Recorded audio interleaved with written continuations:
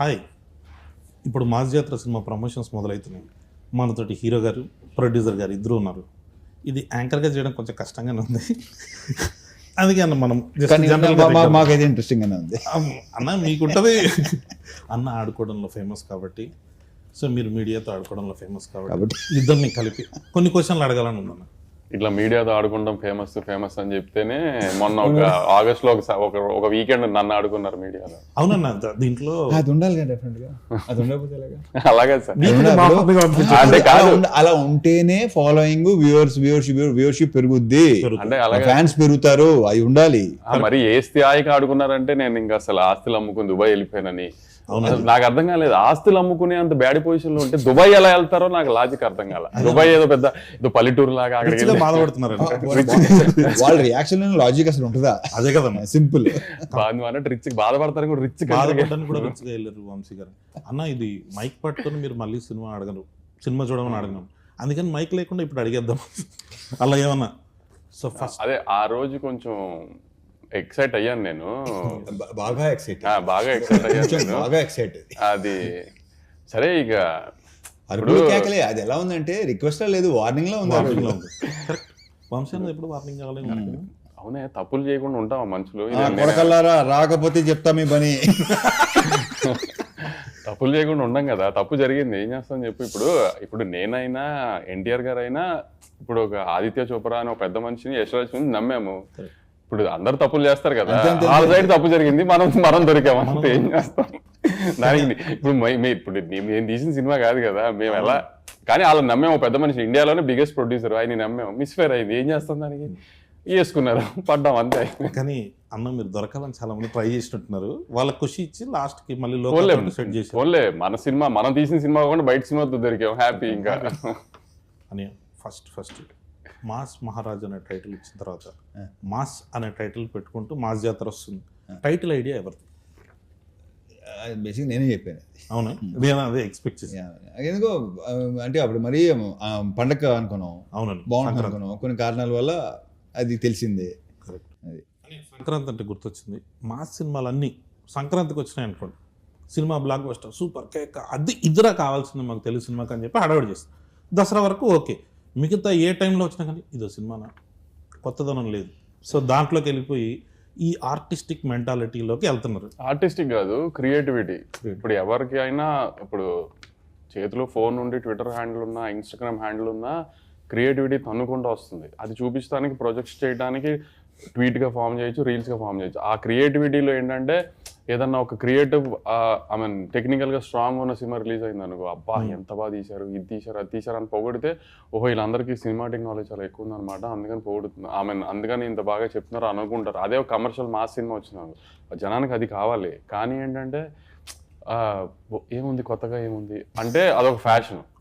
అంటే ఓహో వీళ్ళకి సినిమా గురించి బాగా తెలుసు అనుకుంటా, అందుకని రెగ్యులర్ సినిమాని పొగడలేకపోతున్నారు వీళ్ళు అని అనుకుంటారేమో నా ఫీలింగ్ ఏంటో నాకు తెలియదు. కానీ మరి ఇప్పుడు మన రవితేజ గారిని పెట్టి గీతాంజలి తీయలేను కదా, చూడరు కదా.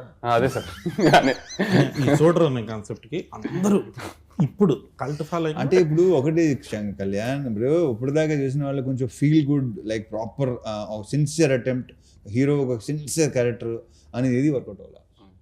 అంటే ఇప్పుడు చిరంజీవి గారు, బాలకృష్ణ గారు, రవితేజ గారు వీళ్ళంతా ప్రాపర్ కమర్షియల్ హీరోస్, వాళ్ళని ఎలా చూడాలనుకుంటున్నారు అలానే చూశారు, అలానే చూస్తానికి ఇష్టపడరు. ఇప్పుడు మన వెంకటేష్ గారి సంక్రాంతికి వస్తున్నాం రిలీజ్ అయింది, పెద్ద హిట్ అయింది. అలా ఇప్పుడు రవితేజ గారు మాస్ చేస్తే చూస్తారు, బాలకృష్ణ గారు మాస్ చేస్తే చూస్తారు, చిరంజీవి గారు మాస్ చేస్తే చూస్తారు. అలానే ఇప్పుడు సడన్ గా నేను రవితేజ గారిని పెట్టి ఏమై చేసేవాళ్ళు గీతాంజలి తీస్తే బాగోదు కదా. కానీ ఇప్పుడు అవన్నీ మనం చెప్పామనుకో, వీడికి ఎంత పొగరో, వీడు ఇలా మాట్లాడుతున్నా అంటారు, మళ్ళీ ఏం చెప్పాలి మనం దాంట్లో కూడా దిగుదాం. అవును,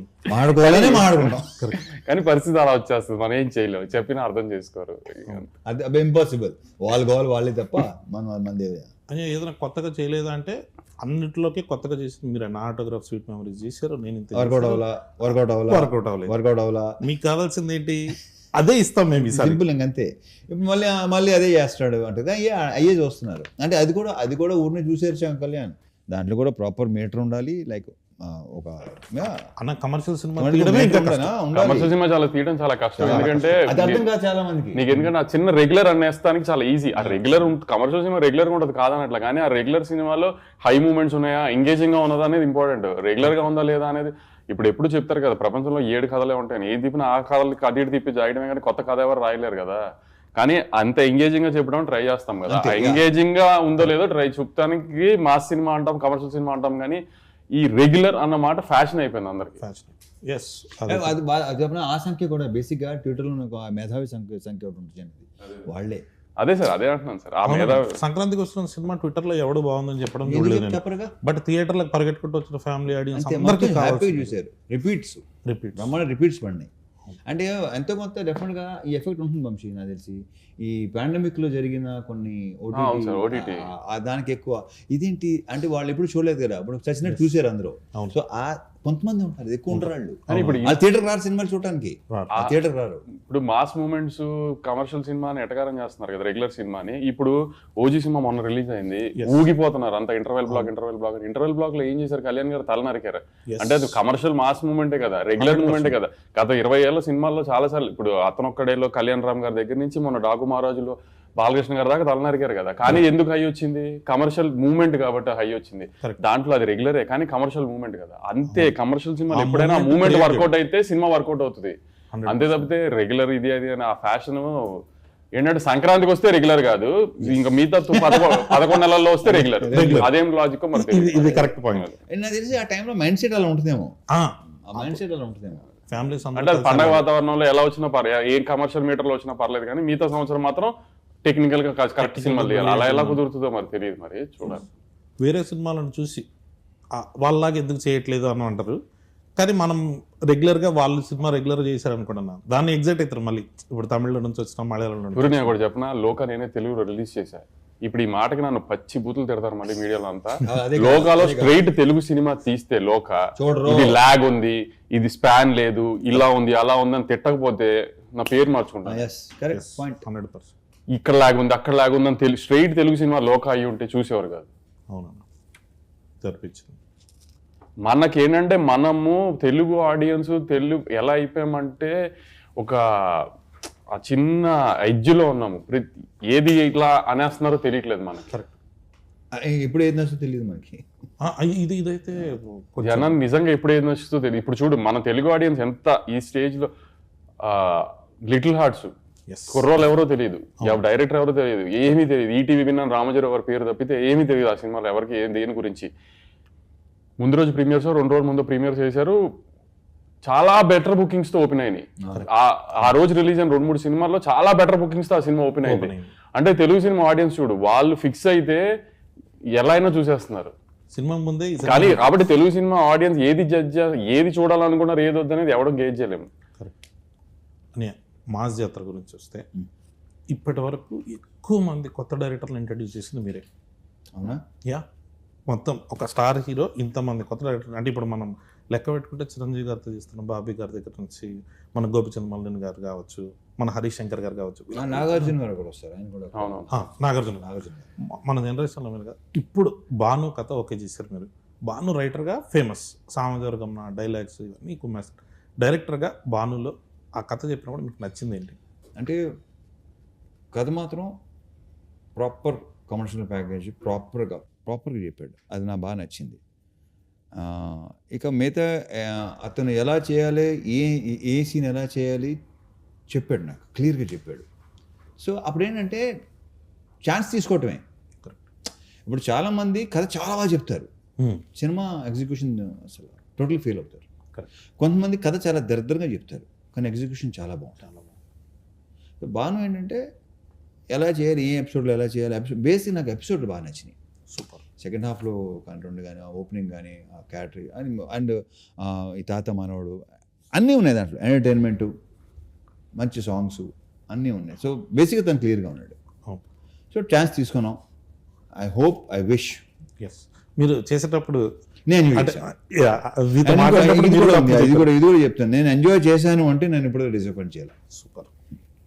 లేదన్నా మాస్ జాతర మీద హై ఎక్స్పెక్టేషన్స్ రావడానికి ఫస్ట్ రిలీజ్ అయిన పోస్టర్ తర్వాత సాంగ్, మీరు ఇడియట్లో టాప్ సాంగ్ అది, మొత్తం జనాలందరూ పాడేసుకొని, ఇప్పుడు రవితేజ గారిది మేము ఏదైనా చూపించాలి ఇమిటేషన్ అని అంటే ఫస్ట్ ఆ సాంగ్ ఎత్తుకుంటాం. ఆ ట్యూన్ని పట్టుకురావాలన్నది భీమ్స్ గారి ఐడియానా, మీ ఐడియానా, డైరెక్టర్ గారి ఐడియా? అది నాకు తెలిసి భీమ్స్దే ఐడియా. అది ఫస్ట్ ఈ ట్యూన్ చెప్పాడు, అప్పటికి ట్యూన్ చెప్పాడు, దీంట్లో ఇది కలిపితే చాలా బాగుంటుంది, తందే మొత్తం తందే. సూపర్. అండ్ ఇప్పుడు రేపు ఆడియో విన్నారు కదా, రేపు థియేటర్లో అది ఇంకోలాగా ఉంటుందని నేను నమ్ముతున్నాను. ఇంకా ఊగిపోతారని నాకు ఉంది డెఫినెట్గా. అని శ్రీలీల గారి చాయిస్ మీద అన్నారు మామూలుగా అనుకున్నాం, దానికి ఏమి వేరే ఆప్షన్ పెట్టుకుని లీలా ముందు నుంచి లీలానే అనుకున్నాం. లీలా అవును. ఇంకోటి ఏంటంటే ఆ క్యారెక్టర్కి కంపల్సరీ తెలుగు స్పీకింగ్ ఫన్ కూడా చేయాలి. ఎందుకంటే డబ్బింగ్ లో ఆ ఫన్ పోద్ది, అవును, డెఫినెట్గా రాదు అది. 100%. సో తెలుగు అమ్మాయి పైగా శ్రీకాకుళం స్లాంగ్ నేను ఎక్స్పెక్ట్ చేయలేదు, చాలా బాగా చేసలా, చాలా బాగా చెప్పింది, అవును. చాలా బాగుంది. అండ్ ఇప్పుడు దాకా చూసిన లీలాకి ఈ లీలాకి డెఫినెట్గా తేడా ఉంటుంది. నేను ట్రైలర్ చూడడం జరిగింది, అంటే ఇప్పటికి ఇంకా రిలీజ్ అయినది. ట్రైలర్లో మాత్రం అసలు ఆ క్లైమాక్స్ షార్ట్స్ అవన్నీ వచ్చాయి కదన్నా, బ్లాక్ షర్ట్ వేసుకొని యాక్షన్ ఎపిసోడ్స్ అందరు కొట్టేసినట్టున్నారు. వెంకట్ మాస్టర్ కదా, మొత్తం వెంకట్ కదా, వెంకట పృథ్వీ. మీరు డాకు మహారాజు వెంకట్ గారే దీంట్లోనూ, వెంకట్ గారు బాగా సెట్ అయినట్టు. వెంకట్ చాలా, వాళ్ళిద్దరూ అది ఆల్రెడీ ఎస్టాబ్లిష్డ్ టెక్నీషియన్, పృథ్వీ ఏమో అప్కమింగ్ టెక్నీషియన్. ఇద్దరు సూపర్ టెక్నీషియన్స్. స్టైల్ ఉంటుంది, పృథ్వీలో స్టైల్ ఉంటుంది, వెంకట్లో స్టైల్తో పాటు మాస్ ఉంటుంది. పర్ఫెక్ట్. అని మీ ఇద్దరిలో కాంబినేషన్ అంటే ఏదన్నా ఉంటే అంటే డైరెక్ట్గా మొహం మీద ఫ్రాంక్గా ఏదైనా కష్టాలు పడ్డారా మీరు అంటే, బొక్క ఎవరి కోసం పడ్డా, నా కోసం పడ్డారని చెప్పే టైప్ మీరు. ఇదేమో ఏదైనా మాట్లాడంటే ఫస్ట్ ఒకసారి లేని కూడా కొన్ని వచ్చేస్తుండే. మీ ఇద్దరికి ఎప్పుడైనా ఫ్రాంక్గా మాట్లాడుకుని గొడవలు జరగడం కానీ, అరుపులు కేకలు అక్కడ వరకు వెళ్ళకపోయినా అరుపులు హీరోలతో ఎవరైనా అరుపులు కేకలు వెళ్తే కామన్ సెన్స్ ఉంది అంటే ఇప్పుడు ప్రస్తుతానికి సార్ నా మీద అలిగే ఉన్నారు 27 డేట్ పోయిందని. అంటే ఇది కూడా ఒకటి ఉంది అన్న, అసలు ఈ యూనియన్ గొడవలు దీనివల్ల లేట్ అవ్వడము అది కాదు కానీ సరే, ఇంకా రీజన్స్ గురించి కూడా మాట్లాడుకోవడం వేస్ట్ కానీ అనవసరం కానీ. సో ప్రెసెంట్ కాకపోతే ఇదైతే ఒకటి ఉందన్న, 75th ఫిలిం లేట్ అవుతుందని ఫ్యాన్స్ ఉన్నారు. సో సార్ది 75th ఫిలిం కాబట్టి మీరు ఏం ప్రామిస్ చేస్తున్నారు? లేట్ అయినా లేటెస్ట్గా వస్తామన్నట అలాంటి ఏం లేదు కానీ, ఆమె ఇప్పుడు నువ్వు ఇందాక ఫస్ట్ లో ఇంటర్వ్యూ స్టార్టింగ్ లో అన్నావు కదా, మళ్ళీ అడగదు ఇది అది కానీ, ఇప్పుడు నేను చెప్తే వీళ్ళు వింటారో నమ్ముతారో కూడా నాకు తెలియదు కానీ, ఇంటర్వెల్కి ఒక 20 నిమిషాల ముందు నుంచి సెకండ్ హాఫ్ స్టార్ట్ అయింది, ఒక 15 minutes చిన్న ఎంటర్టైన్మెంట్ ఉంటుంది. ఇంటర్వ్యూ అక్కడ తర్వాత ఒక పాట వస్తుంది, ఆ పాట నుంచి క్లైమాక్స్ లీడ్ దాకా ఒక 1 hour సినిమా ఉంటుంది. ఈ 1 hour 25 minutes అరౌండ్, ఇంటర్వెల్ ముందు 20 minutes, ఈ 1 hour సినిమా అయితే ఊగిపోతుంది గ్యారంటీ స్క్రీన్. అదైతే నేను గ్యారంటీ చెప్తున్నా. నీకు కూడా రెడీగానే ఉంది, నీకు చూపిద్దామని రెడీ అయ్యాడు బాను కూడా, 3 రోజులు నువ్వు చూద్దు. కానీ ఒక సెకండ్ హాఫ్ లో ఒక చిన్న ఫన్ ఎలిమెంట్స్ తర్వాత బాగుంటుంది, తర్వాత స్టార్ట్ అవుతుంది ఒక సాంగ్, మాస్ సాంగ్ తో. అక్కడి నుంచి ఆమె ఎమోషన్ కానీ, ఆమె యాక్షన్ బ్లాక్స్ కానీ, క్లైమాక్స్ లో ఒక ట్విస్ట్ ఉంటుంది రాజేంద్ర ప్రసాద్ గారిది, అవన్నీ దాకా అసలు షేక్ అయిపోతుంది screen guarantee. Sir 75th film, Ravi Teja గారి నుంచి ఏం ఎక్స్పెక్ట్ చేస్తున్నారో అది ఎగ్జాక్ట్ గా మూమెంట్స్ యాజ్ ఇట్ ఈజ్ గా ఉంటాయి. ప్లస్ సార్ అన్నట్టు మాస్ సినిమా తీయడం అంత ఈజీ కాదు కదా, ఆ మూమెంట్స్ అని కరెక్ట్గా కూర్చుంటాయి కూడా.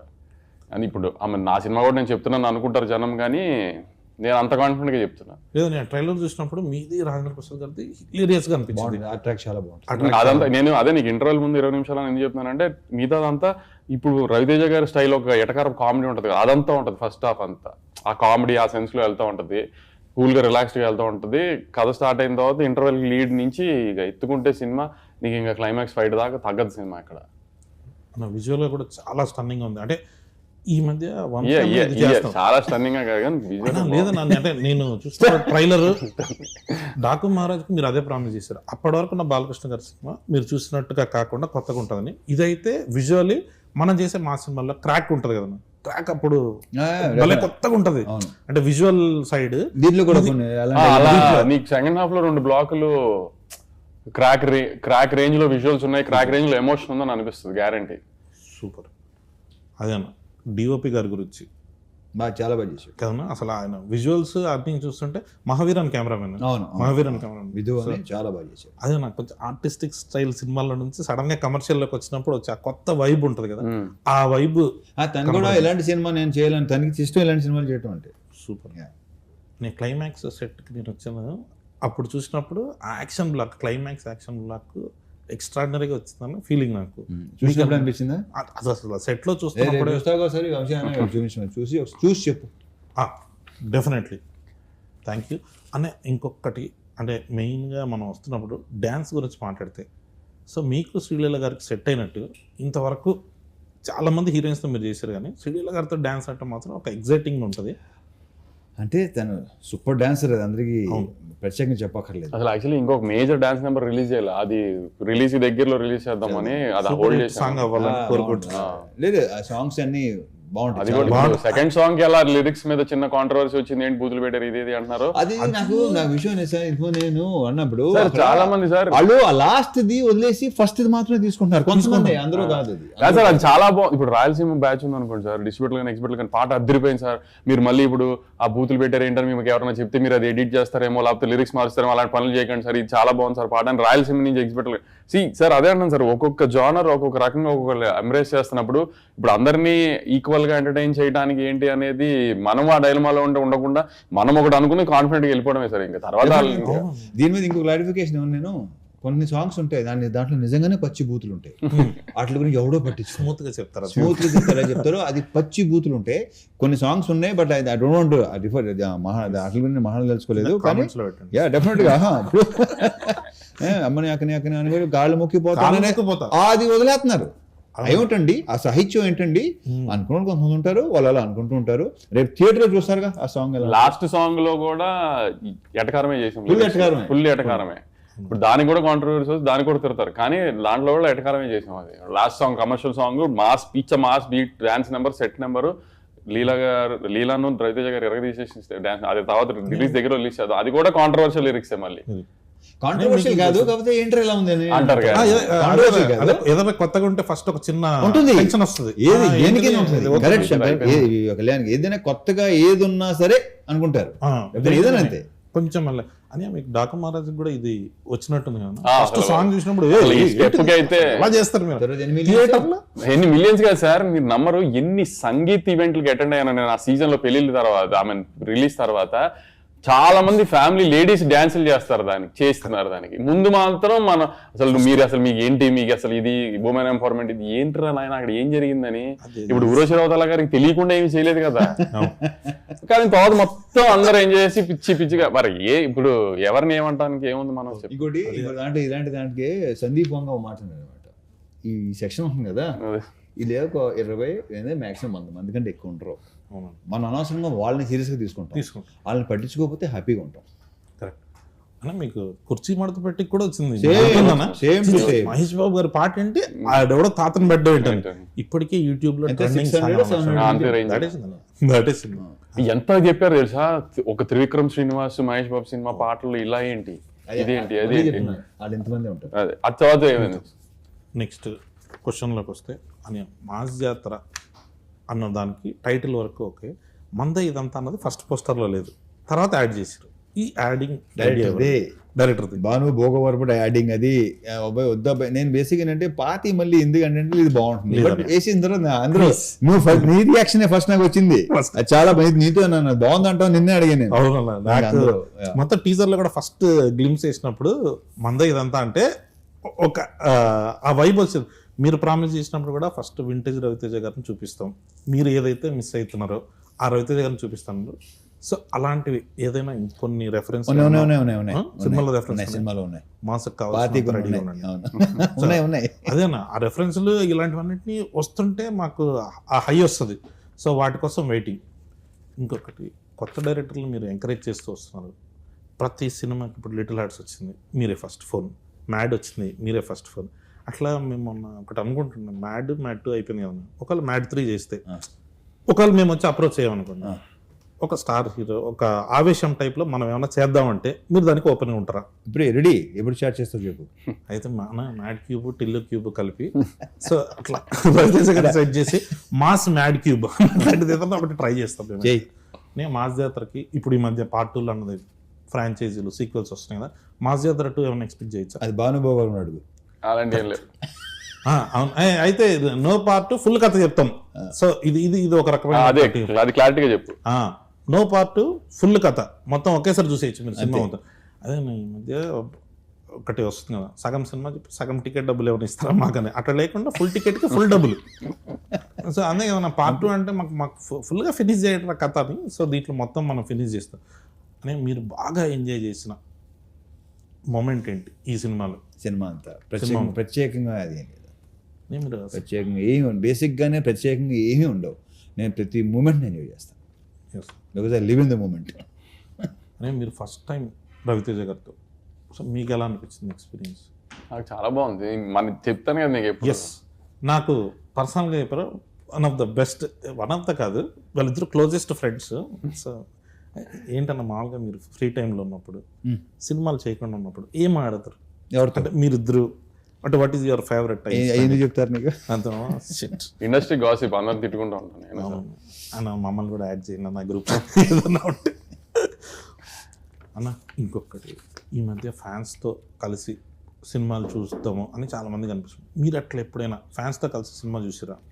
లేదు, బట్ ఒకసారి చేయాలనుకుంటున్నా అలాగా సరదాగా సరదాగా. మా జాసర హిట్ రిపోర్ట్ వచ్చేసిన తర్వాత సార్ కానీ ఆర్ట్ సినిమాలో అందరూ అది థియేటర్ ఆగదు అవనే. ఇప్పుడు మా జాతర రిలీజ్ అయ్యి గ్యారెంటీ హిట్ రిపోర్ట్ వస్తుంది. అది నన్ను నమ్మండి. మళ్ళీ మీరు ఆగస్ట్ లో జరిగిన దాన్ని గుర్తుపెట్టుకుని అనకండి. కానీ మా జాతర నేను చెప్పిన బ్లాక్లు ఖచ్చితంగా వర్కౌట్ అవుతాయి. సినిమా బాగుంటది. దాని తర్వాత సార్ తీసుకుని మనమే సార్ మల్టీప్లెక్స్ కి వెళ్దాం ఏఆర్టీకి. ఎస్ అని ఫస్ట్ టైం మీకు మాస్ మహారాజ్ అన్న టైటిల్ ఎప్పుడు వచ్చింది? ఇది చాలాసార్లు చెప్పేసాను శంకర్ కళ్యాణ్. ఇది నేను నువ్వు అది నేను పిలిచింది ఈ రొటీన్ అడగొద్దని. నువ్వు మళ్ళీ వద్దు, నా మాట.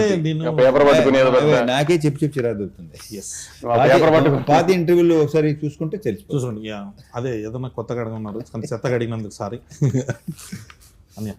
తర్వాత మీరు ఫస్ట్ టైం ప్రాజెక్ట్ స్టార్ట్ చేసిన సంక్రాంతికి డిలే కారణం ఏంటి? నేను చెప్తాను. అది సంక్రాంతి రిలీజ్ అవ్వాల్సింది, నాకు ఇంజురీ అయింది. నాకు ఇంజురీ అయ్యి కొంచెం దానికి 3 months to 4 months కూడా దొబ్బింది. మే 9th అనుకున్నాం, మళ్ళీ కాల్ ఇంజురీ అయింది. ఇక తర్వాత వదిలే. అది ఆగస్ట్ 27th మాత్రం నేను తనే పుష్ చేశాను. యాక్చువల్లీ మిగతా 2 సార్ అంటున్నారు కానీ వర్క్ సైడ్ కూడా కొంచెం స్లోగానే వెళ్ళింది. కానీ ఆగస్ట్ 27th మాత్రం నేను పుష్ చేశాను. ఏ జనం మన మంచికి ఓకే కరెక్ట్. ఎందుకంటే ఎలాగో ఎక్కుతున్నారు, ఇంకెందుకు ఎక్కించుకుంటాం. ఇప్పుడు మనల్ని ఎక్కే విషయంలో ఇప్పుడు అనవసరంగా సార్ని బలి చేయక్కర్లే కదా. 75th ఫిల్మ్ కదా అది. అందుకని కొంచెం వాళ్ళకి ఎక్కే వాళ్ళకి ఆ మనశ్శాంతి ఇచ్చి ఫ్రీడమ్ ఇచ్చి అంతా చేసి ఎక్కుకుంటారు అని చెప్పి టైం ఇచ్చి నేను సినిమాని అంత ప్రశాంతంగా చూసుకుని అంత బాగా చేసుకుని రిలీజ్ చేద్దాం అనుకున్నాను అంతే. అందుకంటే ఏం లేదు ఇక్కడ. కానీ మధ్యలో ఆశలు అమ్మి దుబాయ్ వెళ్ళడం టైం పట్టింది కాబట్టి కొంచెం మళ్ళీ వెనక్కి రావాలి కదా. మళ్ళీ ఆశలు కొని మళ్ళీ కొంచెం వెనక్కి వెళ్ళాలి. అదే దుబాయ్లో కొంచెం కానీ దుబాయ్ బాగుంది చాలా. ఆ రోజు సార్ చూసాను దుబాయ్ సీన్ పోస్టర్ గా వేసారు. అది నేను యాక్చువల్లీ నాకు అది పంపిస్తే నేను ఇక్కడ ఉన్నా ఆ రోజు, నేను ఇక్కడే ఉన్నా ఆ రోజు, నేను ఇక్కడ ఉన్నా. అది ఫార్వర్డ్ చేసింది ఫస్ట్ ఎవరు చెప్పినా మావాడు మాదన్నాడు అది చేసాడు. సో అందుకని సో ఇప్పుడు దేనికి భయపడతాము ఏదని ఉండదు కళ్యాణ్ ఏమి. కానీ ఎదురెళ్ళక్కర్లేదు కదా నెగిటివిటీ ఊరికి. ఎలాగో నువ్వు అన్నట్టు ఎప్పుడు దొరుకుతానని వెయిట్ చేశారు. ఏదో బయట సినిమాకి దొరికాము, సో వేసుకుంటున్నారు కదా అని వాళ్ళకి ఎదురెళ్ళి ఏం అన్నట్టుగా వాళ్ళకి మనమేం ఫేస్ లేదంత కదా ఫైట్. మనం ఎందుకు ఫైట్ చేసి తగ్గుంటే బెటర్ కదా అని అప్పుడు అందుకే సార్ కోపం వచ్చింది, పోస్ట్ పోన్ చేశానని. లేదన్నా మనం నెక్స్ట్ సినిమా అన్నీ బాగుంటాయి కరెక్ట్ అంతే అని. లాస్ట్ మాస్ జాతర వస్తుంది, సినిమా రిలీజ్ అన్ని కన్ఫర్మ్ అయ్యాయి. ప్రీమియర్స్ కూడా కన్ఫర్మ్. ఇప్పుడే లైవ్ లో చెప్పేస్తున్నాను, దాంట్లో ఏ డిస్కషన్ లేదు. సూపర్ డన్ అన్న. అయితే నువ్వు సినిమా ఇప్పుడు మొదలు పెడుతున్నావు చెప్తారు. మీరు చెప్పండి అన్న, నేను వెయిటింగ్. ముందు నువ్వు పెళ్లి చేసుకో, ఆ తర్వాత చేద్దాం. పెళ్లిది ఎలాగో అది జరుగుతుంది వంశీ అన్న బ్లెస్సింగ్స్ తోటి. ఎవరన్నా ఇంటే తప్పుగా అనుకుంటారు వంశీ అన్న బ్లెస్సింగ్స్ తో పెళ్లి చేస్తారు. అదే కదన్నా, లేకపోతే సినిమా అయింది మనం ఎక్కడ ఉంటాం అన్న. మీరు చెప్పేది నన్ను ఒకసారి నెక్స్ట్ టైటిల్ చెప్పొచ్చా? వద్దు మనం సరే సినిమా అనౌన్స్మెంట్ అది మీరు టైటిల్ ఫిక్స్ చేస్తావా? అది ఎలా చెప్తాం, దానికి ఈవెంట్ వేరే event. Okay, thank you so much. మన భాను భోగవరపు గారి డైరెక్షన్లో మాస్ జాతర అన్న ఈసారి కొడుతున్నాం అంతే ఫిక్స్. Thank you.